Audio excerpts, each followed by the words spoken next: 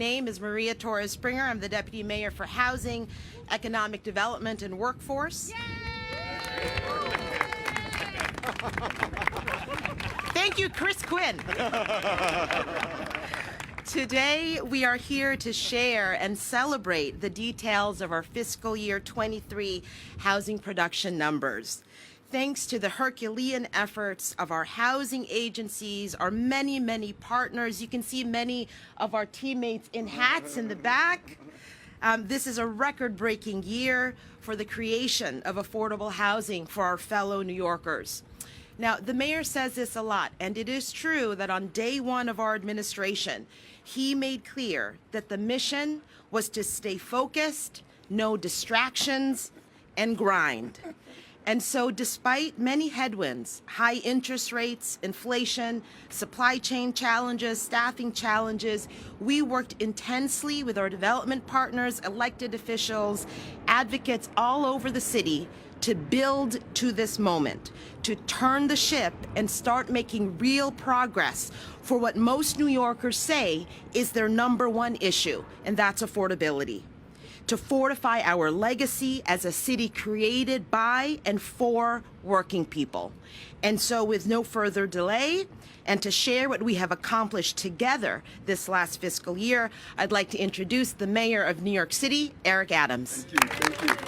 Thank you so much, Deputy Mayor. And I don't believe she's here, but I want to really also thank the former Chief Housing Officer, who really did an amazing job, and this amazing team on all levels. You know, it's great to see the Dean of our congressional delegation that's here as well, and, you know, just the entire team. And you're right, Deputy Mayor, this is New York City.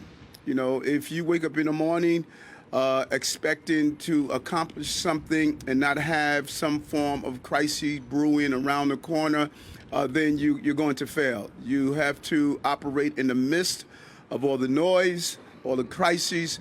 You know, it's almost like a quarterback. You in your pocket, stay in the pocket, move the ball down the field, trust your line. Trust your line. Your line is going to protect you. Your line is going to stop the lineman, 200-pound lineman that called the press from tackling you. You know, your line is going to be all around you, and that's why we're able to move the ball down the field, because we have an unbelievable running back, you know, unbelievable defensive end, you know, and an unbelievable team behind us as we continue to just get stuff done. And these are real numbers. You could, you know, look back and do an analysis and state that how well have we done, but, you know, the numbers don't lie.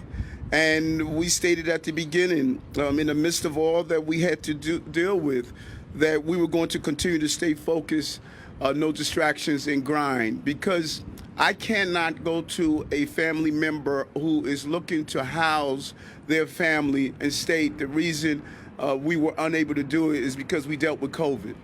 The reason we were unable to do it because we dealt with over 95,000 migrants and asylum seekers. So we were unable to do it because we were dealing with a crime issue, or we were dealing with legislation not passing through Albany, unable to get 421A done, unable to get hotel conversions the way we want, unable to get office buildings converted. I can't do that. I have to use what I have to move the ball down the field. And we moved that darn ball down the field this year, and I'm so proud of the team for what we were able to accomplish. Today, we're making good on our Get Stuff Built and House Our Neighbors initiative that we focus on. And we're smashing the records and connecting even more New Yorkers to affordable housing.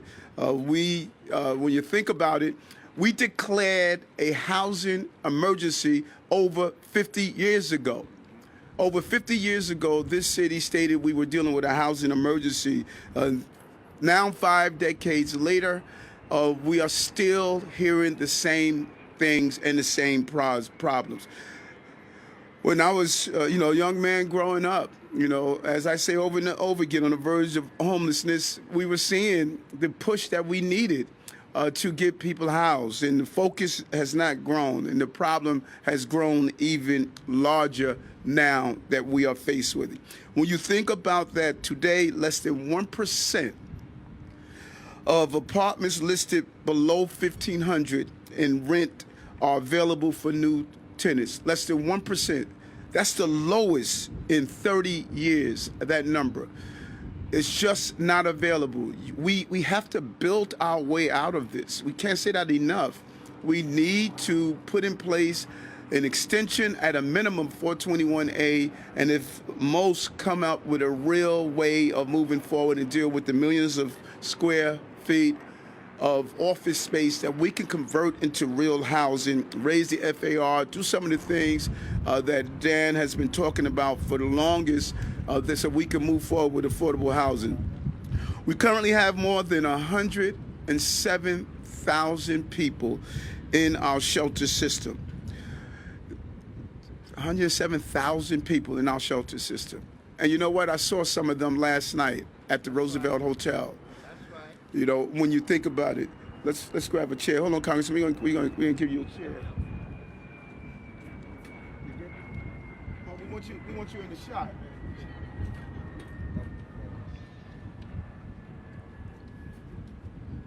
I'm a servant mayor.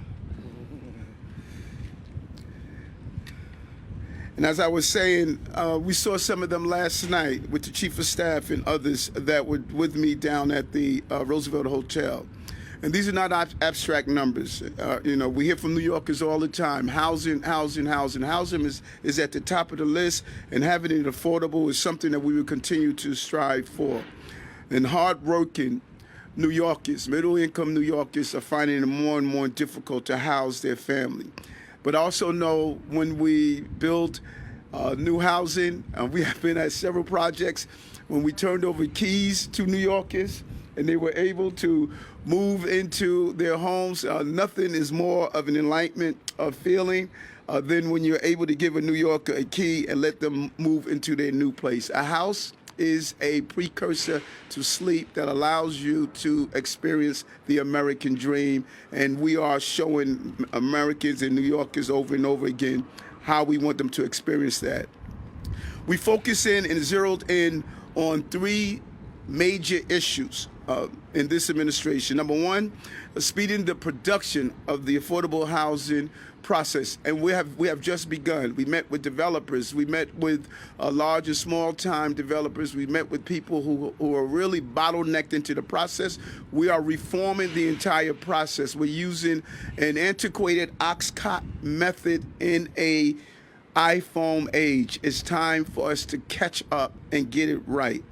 We're preserving the housing stock we already have. For far too long, we've abandoned that housing stock, and we're preserving that housing stock. We have some good housing stock. We're leaning into it, and we're slashing the red tape to get New Yorkers out of shelters and into permanent homes. And so what is the results of that? Today shows that we are succeeding, we are winning, and we're going to continue to move the ball down the field. In fiscal year 2023, we built more new supportive homes and homes for formerly homeless New Yorkers than any year in New York City's history.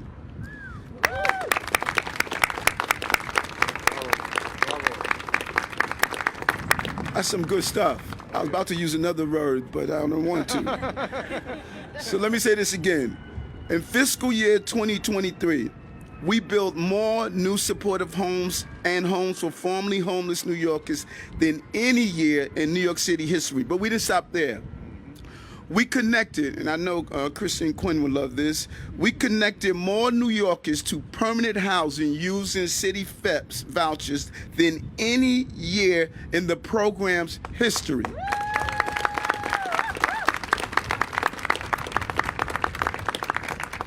I said this was going to be a what type of year? Aaron Judge year. Aaron Judge year. Yes. Just keep hitting it out of the park. I went from football to I'm like Bo that played football, baseball. You know what I'm saying? In history, you know, make sure you get this. In fiscal year 2022, which includes 6 months before we took office, the city created and preserved just over 16,000 affordable homes. We said that is not enough. We set our target higher to do 18,000 for fiscal year 2023, our complete year. We inherited 6 months of the previous administration. We said we have to reach higher in 2023, which was our entire year, and we set our target to go higher than the $16,000, our target. But instead of going to 18,000, what was our target, we did in fiscal year 2023, the city created and preserved nearly 27,000 affordable homes, 45% higher from the previous year, including the second most newly created affordable homes since the city started tracking in 1976. The numbers are big, but this is really about the tens of thousands of people we place in housing. We know we want to do more. We have to push ourselves further. We know we need help to do it. And so in December, I announced our groundbreaking Get Stuff Built plan with 100 actions to streamline new housing. There was just too much bureaucracy in place.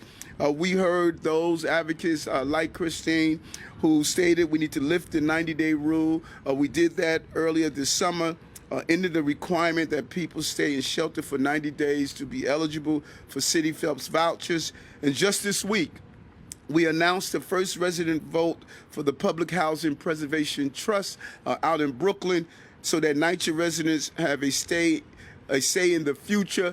They are able to vote on the type of residencies that they want. This is such an important initiative.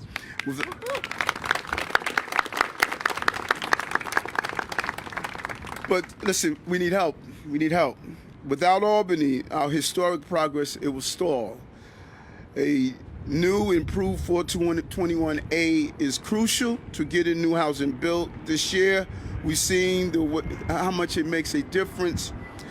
In fiscal year 2023, projects that relied on 421A made up half of the newly built affordable housing. And we need Albany to act on office conversions. As I indicated, we want to stand here again next year at this time and show how we continue to exceed these numbers. We can't do it without Albany.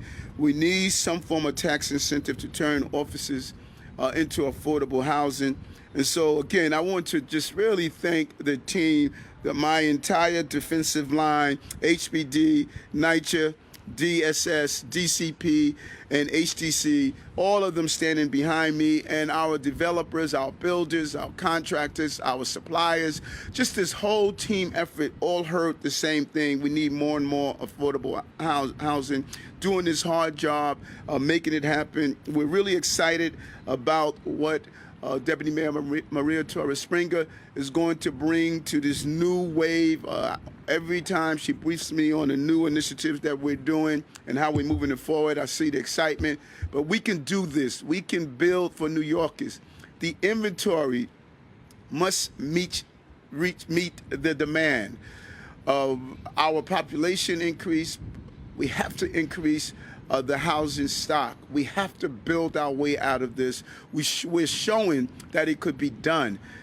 Give us the support that we need, and we can continue to get it done the way we say over and over again. Thank you. Thank you so much. Thank you, Deputy Mayor.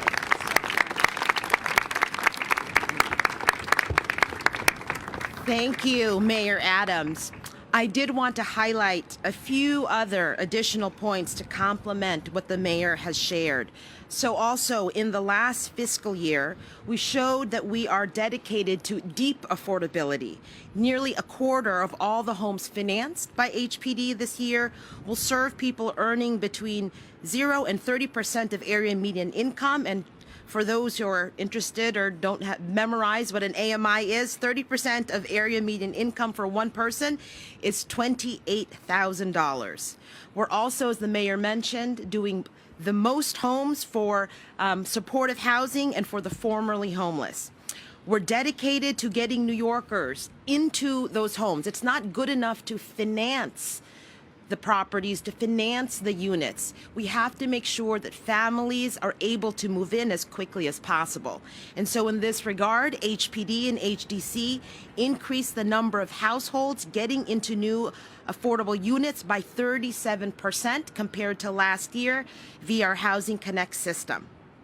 We also are dedicated, of course, to all of the tremendous work that we have to do at NYCHA. Their work is so key to preserving and protecting the affordable housing we have here in our city. And in the last year, through the PACT program, we provided nearly $1 billion in capital repairs to nearly 6,000 NYCHA residents. And one of the projects that closed this year, the Edenwald project, also happens to be the largest single development NYCHA campus that will have gone through the PACT program really since the inception of that program. And we are investing, because we have to be committed to putting our money where our mouth is, more than $2 billion into the affordable homes that we talked about today. Now, I also want to just briefly mention that all of this is part of a broader agenda that the mayor has made sure that we are quite focused on, which is really reaching 500,000 new homes over the course of the next decade. And we are doing that, of course, in 3 ways: by building faster, building everywhere, and building together. The mayor mentioned our Get Stuff Built report, where we've outlined and already implementing close to 24 of the more than 100 initiatives so that we build faster. We're committed, as I mentioned, to building everywhere. So that includes our City of Yes, Zoning for Housing Opportunity text amendment, and the several neighborhood plans, from the Bronx Metro North plan to the Jamaica plan to the Atlantic Avenue mixed use plan in Brooklyn, really paving the way for tens of thousands of new homes across the 5 boroughs. And finally, we have to build together. We are moving in all of this with our partner elected officials, real estate partners, labor, tenant advocates, and will continue, as the mayor mentioned, to fight for much needed tools in Albany, because we all know that the time for hand-wringing, that the time for pearl clutching is over, and we must deliver the desperately needed housing for New Yorkers. But finally, I just wanted to share that despite all of the numbers that are in the press release that we have shared today, we really know that this work is more than just about bricks and mortar. The work has to center the New Yorkers who need affordable housing, their voices, their experiences, and their advocacy. And I know, of course, firsthand what it means to have a stable and affordable home. We traffic so much in the housing industry in the language of units, housing units. But we all know that it's more than that. This is about a lifeline. And I know this because my family depended my entire life on a Section 8 voucher. And the Section 8 program, like many of the affordable housing programs, were created and they are sustained because of the commitment and dedication of so many professionals and partners. And so without that unit, without that lifeline, what I also know is I probably wouldn't be here today really fighting for that same opportunity for New Yorkers across the 5 boroughs. And so with that, and from one New Yorker who really understands the need for affordability deeply to another, I'm really happy to introduce to you a Bronx resident, a proud New Yorker, Annetta Dickey, to speak about how this work in housing production has impacted her life. Annetta.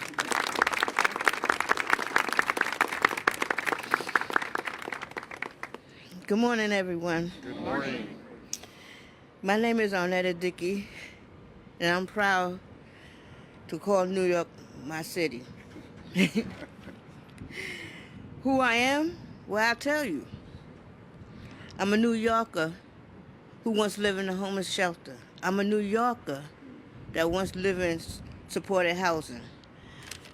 I'm a New Yorker who rents an apartment with housing voucher. I'm a New Yorker who knows more than anyone here why New York City needs more housing. There's no place on earth like New York City. There isn't no other place I'd rather live. Like so many in this city, I once fell on hard times. I ended up living in the homeless shelter system. But I was patient, and I prayed and I prayed. And once I got those keys in my hand, I was out of there.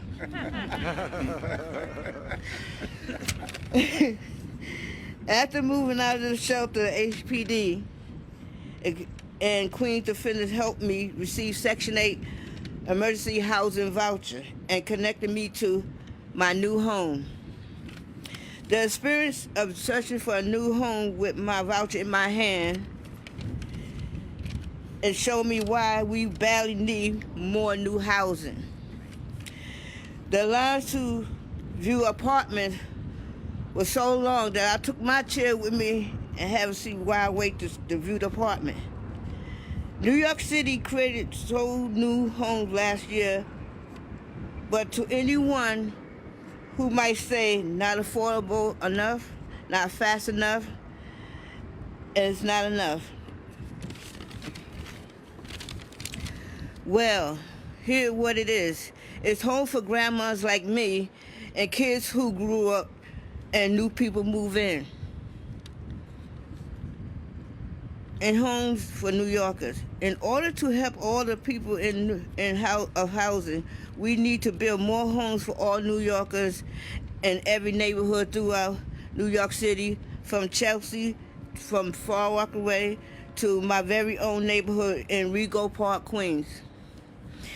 That's why Mayor Adams and the city go to build 500,000 new apartments, and it's important. It's important to me, people like me, and so many of New York who's struggling today. It should be important to you. Today I live in a wonderful home with large rooms and enough space for me and my grandkids and my son to come visit. So let's say yes to that. Let's say yes to creating more new houses in the future. Let's say yes to helping more vouchers holders secure housing. I'm a New Yorker with a home because someone said yes to me. That's right. Yes to building an apartment. Yes to renting your vouchers. Yes to funding vouchers. And yes to this grandmother. And yes to housing. I cannot end without saying I'm especially grateful to Mayor Adams for inviting me here today to HPD Commissioner Adolfo Carrion and their Housing Navigator program, and to the Queens Defender. But most of all, I would like to thank God for getting me here where I'm at today. Thank you. Thank you. Thank you, Annetta. You did great. Woo, boy, I'm glad that's over. Another round for Annetta, please. Thank you so much. For our next speaker, I'm happy to introduce Manny Pastridge, who's the president of 32BJ, and his partnership has been so critical, not just in making sure that we all know what affordability means for every New Yorker, but that this isn't just a question of housing. It's a question of providing well-paying jobs to New Yorkers across the 5 boroughs. So, Manny. 32. So it is really great to be here today as we really celebrate working with every tool available to make more housing available. So again, my name is Manny Pastridge. I'm the proud president of SEIU Local 32BJ. We represent 85,000 working New Yorkers here in the city. And I want to start with the positives, and the mayor said it. The mayor and his team have created the most affordable units in the history of that city. Let's take another second to give applause for that. It is so, so important. And I also want to second the importance of not just creating them, but matching New York City residents with those units. And again, so important. It's making things happen for this city. And also, I've had the honor of standing with the deputy mayor twice over the last 2 weeks as the mayor stood at the Gowanus redevelopment and then at 5 World Trade Center. Again, where hundreds and hundreds of affordable housing units are going to be built. Real examples of what we can do. But having said all that, housing, as the mayor said, remains the #1 issue. Well, for our members, it's jobs, good paying jobs, but the main issue that our members face once they attain that good paying job is finding affordable housing. And I am sad to say that even for the 32BJ members, many who have some of the best union jobs in the city, they often find that they cannot afford to live in the city, and too many of them are living in New Jersey and even Pennsylvania because they can't find that affordable housing. So we thank the mayor as a voice for the 8.5 million New Yorkers, the millions of working New Yorkers who need Albany to hear the importance of them doing their part to support the housing and all the incredible work that's going on in this city. And 32BJ adds our voice as well in calling for 421A. And we use those letters and numbers at 421A, but what that represents is building more housing, getting more housing built. What that represents is getting more affordable housing built. And what that represents is getting housing that will have jobs, good quality jobs with 32BJ standards. So that's a win that we need to make happen.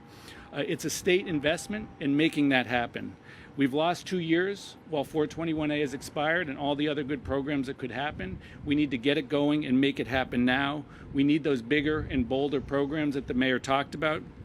We need to make them statewide so that and we can look at this building right here and we see the success of the 421A program and creating affordable units. We need dozens, we need hundreds of these programs going, but we're not going to be able to do it until the state takes action on 421A and the other important programs, bold initiatives that we can do to make this happen. So again, I thank the mayor for his work and his leadership and his team to get things done for New Yorkers, get affordable housing built, and also in lending his voice to push the state to do what we need to do. Thank you, Mayor. Thank you, brother. Thank you, Manny. I'm going to call up our HPD Commissioner, Adolfo Carrion, in just a second, but I wanted to just point something out for those of you who've been to a few of these end-of-year production events. I like to call them the Oscars of housers in any given year. I think you're going to notice something a little bit different. And I've done a few of these mayors, so I feel like I can say this with some level of credibility. Now, in the past, the HPD commissioner, the HDC president, Eric Enderlin, is here. We would do these events with the mayor, with the deputy mayor. And that would mostly be who from government is there. What you might notice that's different is that we also have, of course, NYCHA CEO Lisa Bova-Hyatt. We have Molly Park, the commissioner of DSS. And that is important, not just for the photo op, but because the mayor made very clear from the beginning, and I have to give a lot of credit to former Chief Housing Officer Jessica Katz, that the work of housing is not just the work of 2 agencies. And so in the housing plan, Chapter 1 is NYCHA. When we talk about housing, it's not just what we finance, it's how we ensure that the most vulnerable New Yorkers are actually in the units as quickly as possible. And of course, we also have our chair of city planning, Dan Gorodnick, because it is about the financing of affordable housing in any given year, but it also has to be about the broader plan to boost the supply of housing in this city in the most dramatic fashion in order to meet the needs of New Yorkers. But with that, as background, we have to make sure to allow our HPD commissioner to say a few words, because the units that we're talking about today, the records that were broken, are due to his leadership and the extraordinary work of the teams at HPD and at HDC. So, Commissioner. Thank you. Thank you very much, Deputy Mayor, and thank you, Mr. Mayor, for your leadership and your vision, and for defining the discussion around housing and ensuring that all the parts or all the elements are here and that the leadership is represented. I recall back in late January when the mayor announced that I would be the commissioner of the Department of Housing Preservation and Development. he said something very important, and it was today reaffirmed by the deputy mayor, and I shared the same sentiment at that announcement. The mayor said, "This is personal to me," and that meant a lot to me. He said, "This is personal to me. My family was one paycheck away from homelessness, packed bags, unable to sometimes meet the rent obligation, let alone put food on the table." And when the deputy mayor this morning said, "I'm the product of rent support, of Section 8, that's powerful, powerful stuff. We lived in Williamsburg, not the Williamsburg of today, in the 1960s. Two Puerto Rican kids who came from Puerto Rico, they met here, they married, and they started having kids, and we were in the sub-basement of a tenement building. And we won the lottery. We went to Jacob Ree's houses in the Lower East Side. We had a beautiful apartment facing the water. We had waterfront views. And then the march continued. Saved enough money to get an FHA-supported mortgage. So the city invested, the federal government invested, the state invested. And this is what this generation needs to do. And we do it in partnership. I promise not to talk a lot, but I'm going to say something. We're here at a Douglaston 421A development with 188 units of affordable housing in a high-cost neighborhood in Manhattan, but for 421A, but for a tax incentive that's an invitation for investment from the private sector by the city, by government, to say, come invest with us, and we will both create affordable housing all across the city. Thank you, Douglaston. Thank you, Jeff and the team. We look forward to the little tour that we're going to take right after. I was planning to say, you know that phrase, everything has been said.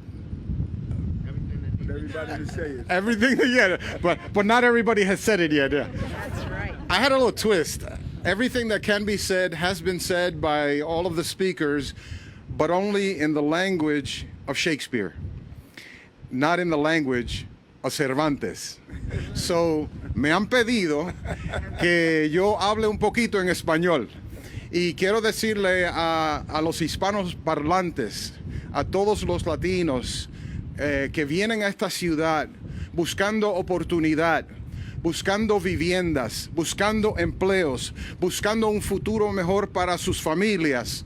Nosotros, el alcalde Adams, este grupo de líderes, esta administración está trabajando para producir viviendas asequibles, para asegurar un mejor futuro, como el futuro del alcalde, la diputada, como mi futuro fue seguro porque hubo una inversión importante en un momento en el pasado. Nosotros estamos presentes como una administración listo para trabajar para cada neoyorquino y darle una oportunidad para superar en la gran ciudad de Nueva York. Muchas gracias.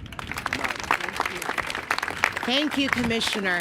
And finally, as a mayor mentioned, we can't do any of this work without the partnership and leadership of many levels of government. And so I'd like to invite the Dean of the Congressional Delegation, Congressmember Jerry Nadler.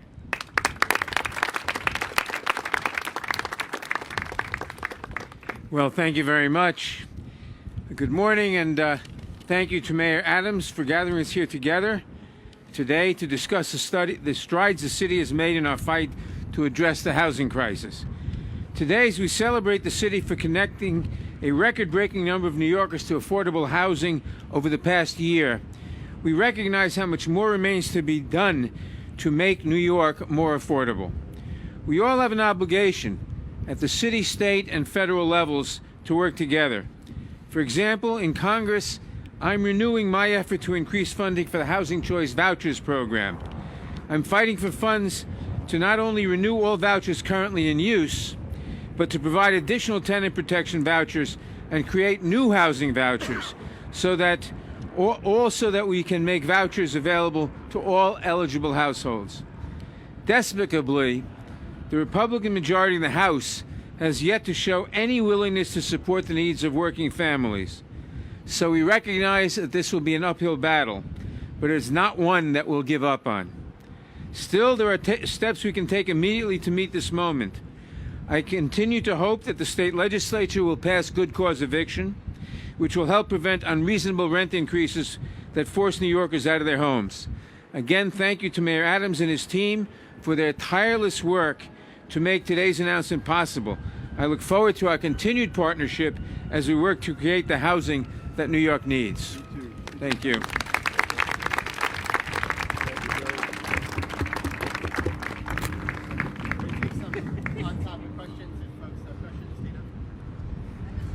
How are you, Dana? Good, how are you? Lovely day. The governor put together support again for her housing contract. Yeah, I didn't hear you. Which, you know, if it stands any chance of passage, will require your sort of very active partner support. Do you support the plan as originally formulated with mandates on communities like New York City? And separately, the congressman just said he supports good cause eviction. What are your thoughts on that? First of all, I'm in full support of what the governor has introduced to the lawmakers in Albany. I thought it was a smart plan using regional development, looking at housing as a regional issue and not just in each municipality separately. And we need to look at all of the items she had in her plan, from 421A to lifting FAR to all of those items coming together is going to really help us with that moonshot target of 500,000 units that we're trying to put forward. We have to look at these initiatives, and I'm hoping Albany do so. I think that the concept of good cause eviction is a smart concept. We want to make sure we get it right. We need to sit down with our owners, building owners, and come up with a real partnership that everyone can live with, and I think we can do that. I think we can accomplish that. Yeah, thank you.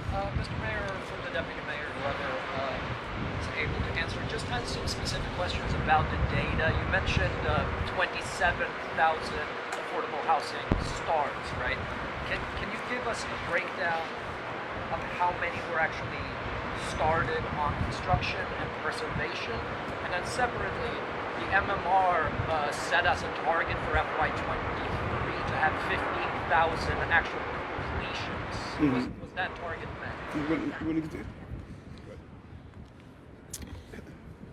So let me just break down the numbers a little bit. The mayor mentioned, and it's in the release, total of 26,282, right? Now 24,000 of that are construction starts from HPD. And the breakdown of that for new construction and then preservation is 12,278. That's new construction. On preservation, it's 11,812. The balance to get to the near 27,000 that the mayor mentioned are the NYCHA units. And so that is approximately 2,500. In terms of completions, the total number of completions this year did exceed the MMR, so it's 20,153, and that's approximately 30% above the MMR target. Hold on. Before you do that, come on, Chris, now give me some good lines in the story on this, okay? Come on, right. Y'all gotta give me some of this. Hi, Mr. Mayor. How are you? Good. So because 421A is not available, does the city have to put in subsidy into housing deals that wouldn't have needed city resources otherwise? 421A has, as the mayor mentioned, is an incredibly important tool. For the half of the new construction units that we outlined today, that number being 12,278, half of those units relied in some form or the other on 421A. Now, for a number of projects, there is additional subsidy that is needed, but I think that the point that we have to really understand, and it's why we're fighting so hard for 421A, is that if we want these numbers to be this robust into the future, we need that tool. And we need it not just because it boosts housing production in general, but it allows us to put affordable units in developments like this, in neighborhoods like this. And so for those who care not just about more housing, but who care about fair housing, who care about housing and affordable housing in affluent neighborhoods, that is a critical tool, in addition to all of the subsidy programs that we have and we bring to bear. Yeah, you know, two points. One, and just really want to thank the developer here, because, you know, why shouldn't middle, low-income New Yorkers enjoy this view? You know, and when you diversify the housing stock in a population, you diversify the school system, you diversify access to healthy food, you diversify access to good health care. It's more than just a house or a place to stay.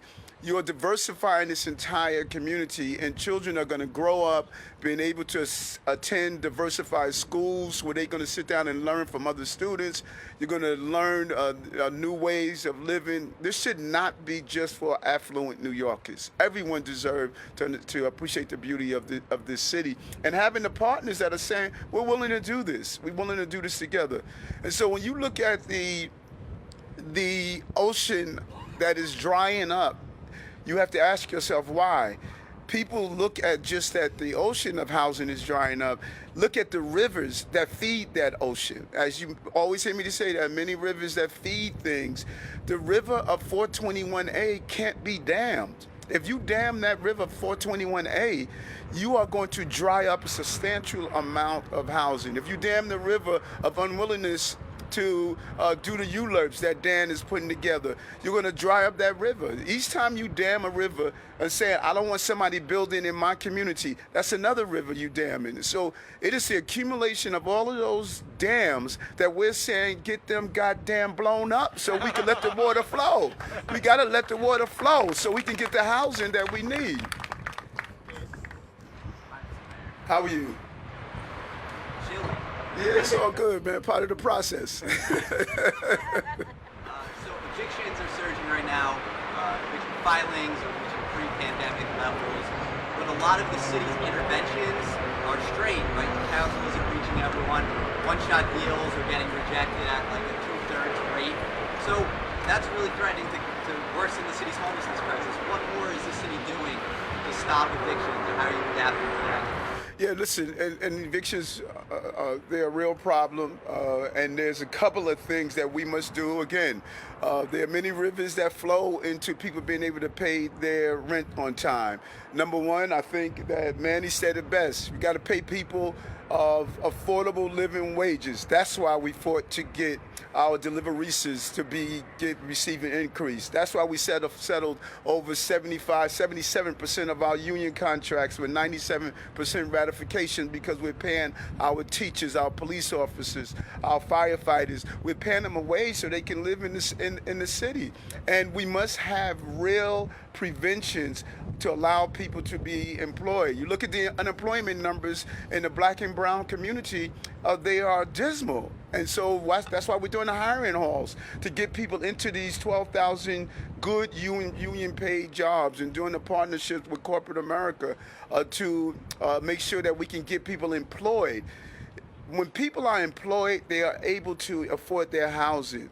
And so we saw a substantial increase in evictions during the pandemic. And so it's not a one shot. It's not one thing that you can do. It's an accumulation of those things that we need to do. Go ahead. Well, I think there's a lot of people who owe back rent and maybe can pay rent moving forward, but there are people who owe this amount from the pandemic and that's what's leading to these eviction filings and prolonging these cases. So what is the city going to do? Well, you know, we have in HRA, we have the in DSS, we have one shots to assist people to catch up. Everyone was hit hard by COVID. And so it's accumulation of services that we are providing to help people get back on track. And, I tell people all the time, a bend in the road is not the end of the road. You just have to make the turn. You can make the turn. We saw that today with this grandmother. She made the turn, leaving a homeless shelter into housing. Listen, these are tough times. And we have an accumulation of services with our teams of trying to get people back on track. We need help from the state and federal agencies to do so. We don't have our heads in the sand. We know these are hard times that people are going through, and we have to come up with real ways to assist them through this. We got a bottleneck a housing court system. We have to move faster through it. We have almost a substantial amount of money in our NYC housing where people are back in rent. So it's going to take an accumulation of city, state, and federal assistance to get New Yorkers back on track. Hi, Mayor Adams. How are you? I'm great. I know you had mentioned the importance of partnerships, but I noticed there's nobody here from the City Council, and last month they had overridden your veto of their city FEPs and other affordable housing bills. So I just wanted to check. I know that there was the possibility of your administration pursuing further legal action. I wanted to know what the status was on that, and if you've had continued conversations with the City Council, because I know there seems to be, I know everyone wants everyone to have housing. There seems to be some concerns from your administration about the cost of it, but the City Council members say that it's just important to get people vouchers so they can get into housing. Listen, we cannot thank our City Council members enough. Amazing project out in Queens, Innovation Queens, the Bruckner project in the Bronx. We're looking at what we're doing in the Gowanus projects. Dan would tell you that our City Council members have been amazing partners in saying we have to build. They say they realize everyone gets it. I don't think any elected will attend any event without someone standing up and say we need housing. And we have been able, we didn't get these numbers on our own. Our City Council members were real partners, sat down at the table, fought hard for their memberships to get it done. We disagree on an item. I don't agree with myself all the time, so how am I going to agree with someone else all the time? And people want to, I always find it interesting how we want to highlight the disagreements on the 1%, but the 99% of the times we agree. We agree on a lot together, and more and more City Council members are coming out, joining us on the migrant and asylum seeker issue, the congressmen and the delegation. We're coming together as a team and saying we have to make sure New York succeeds. So whatever happened with how they felt about the voucher issue was different from us. The process is going to go through, but you don't stay there. You don't spend all your time there. We got projects. We had to do the Rockaway project. We got to get done with Councilwoman Savina Brooks Powers. So if I go to her and say, okay, since we disagree on one thing, now I want to do the Rockaway project, I'm going to stay in my corner and I'm going to pout and I'm going to be upset. I can't afford to do that. Every day is a new day and we're going to do new things. And those areas that we disagree on, so what? We disagree on them. And then we move forward. We're going to work it out. We're New Yorkers. We work out everything. You're going to continue to pursue legal action to perhaps block it? That's my corp counsel handles that. All I do is keep moving the ball down the field. My corp counsel is my defensive line. They protect me from being sacked. Any more on topics? No? Okay. Okay. No Thank on you. topic?